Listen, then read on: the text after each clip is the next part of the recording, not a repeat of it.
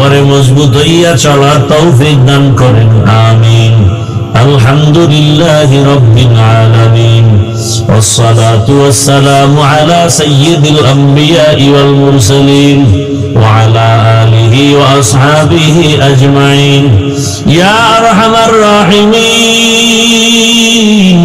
ইয়া আরহামার রাহিমিন, ইয়া আরহামার রাহিমিন। رب ارحمهما كما ربياني صغيرا. اللهم إنك عفو كريم تحب العفو فاعف عنا. اللهم إنا نسألك رضاك والجنة ونعوذ بك من سخطك والنار. اللهم إنا نعوذ بك من البرص والجنون والجذام وسيء الأسقام.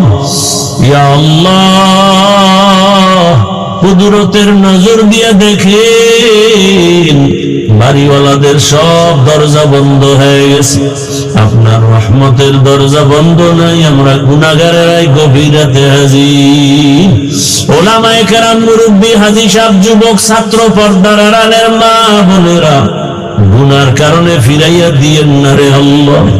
আয় আল্লাহ, তওবার নিয়ত করেছি আর গুনাহ করব না রে মালিক।